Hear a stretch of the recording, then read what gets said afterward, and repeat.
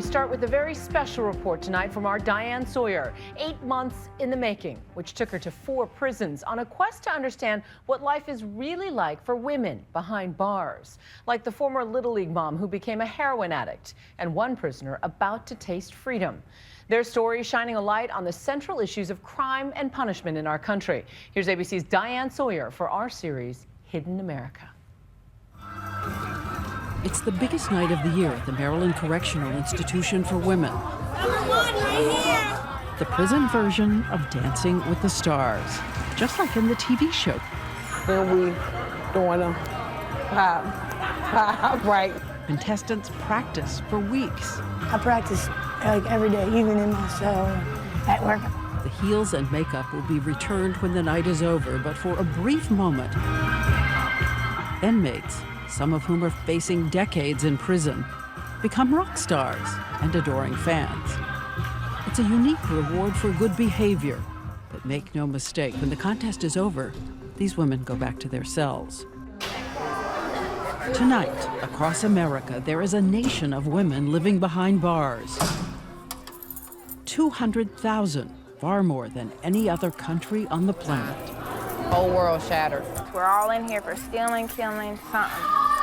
When I first came here, I was suicidal. So who are the women here in this vast continent of prison? 63% are in for nonviolent crimes like drugs and theft. Black women are still incarcerated at a higher rate than white women, 2 to 1. But the rate is closing because of the new population here. White women, many driven here by prescription drugs. They are young and old, and women like Nicole Kester, who says, don't be sure, her story couldn't happen to anyone. Tell me your life before all this. Tell me. The real life, that's when I had a real life.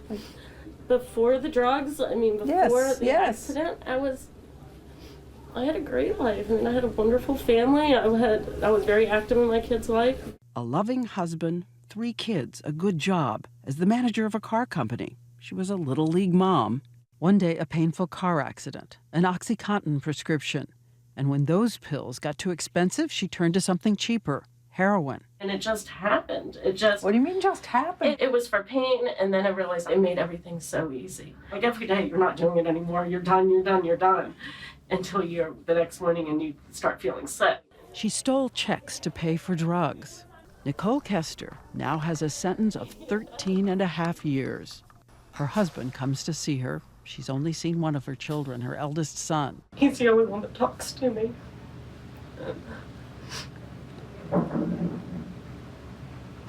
But I mean, I ruined their lives. I'm no different than any other woman here. None of them. You know, we're all in here. Here, not only in large numbers, but with long sentences. In the last 7 years, a 14% increase in the women given life. They're called toe taggers. 36 years growing up in here. Do you still remember the day you walked in? While I'm doing a life sentence, it finally hit me that I was here for the rest of my life. Long sentences, long-lived regret, and often long lines. Literally, in a prison system where nearly 3/4 of inmates have some kind of mental illness. A staggering number of women line up for pills multiple times a day, like at this prison in Tennessee. That's what happens when mental health breaks down. You have bed lines this long. Others in the system agree the broad spectrum of mental illness is overwhelming, housing an estimated 10 times the number of mentally ill as America's hospitals. I got classified, which is I was a danger to the institution. Salila Stokes, who is in Maryland, she punched an inmate. I ended up busting her head open, coming out of my cuffs. She's been diagnosed depressive bipolar, says she grew up in poverty and joined a gang because she wanted to have the fancy things other kids did. She was convicted of 3 attempted murders, and in a moment of rage aimed a gun at a girl who survived. How close were you? A couple feet. When you pulled the trigger, what were you thinking? I wasn't thinking. Did you think you'd killed her? I don't know. Have you ever had an out-of-body experience where you see yourself, but you're not actually there? You don't hear anything, you don't smell anything. It's just like tunnel vision. That's how it was. The question, what should a life like hers be while she's here? Something you should know, as a little girl, she was so bright she was singled out for scholarship money, saying to a reporter she was excited at a better chance of college. What would you have been? What would you have studied? Oh, man, anesthesiology. Why that? I just think I like meticulous things. So that would be something that would challenge my mind. Her room is full of books. She's on medicine and therapy now and asks for a chance to show she's different. And I'm going to prove myself, prove that I can be, that I've changed.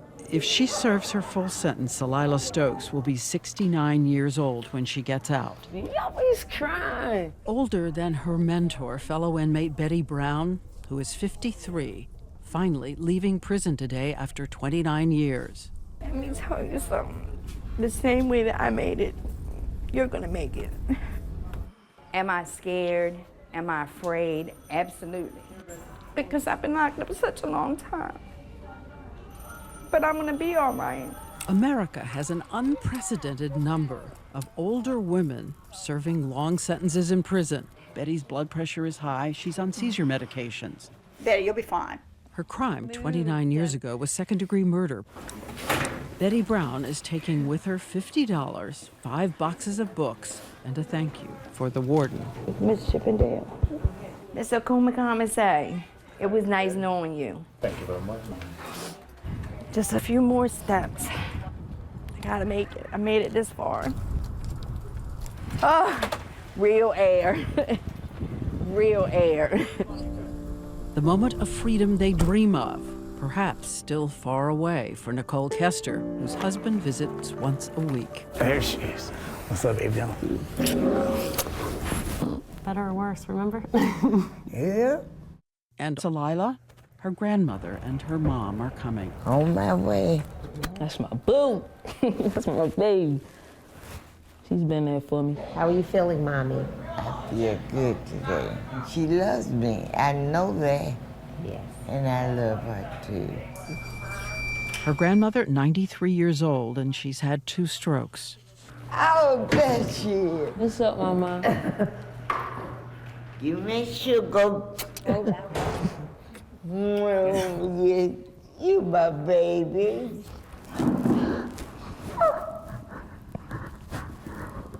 Don't cry. Don't cry. Hold your tears. Doing okay? Yes, Mom. That's good. Okay.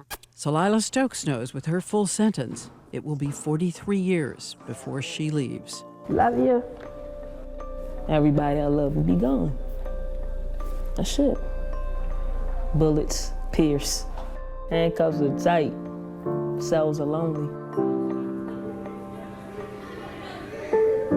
I'm Diane Sawyer for Nightline.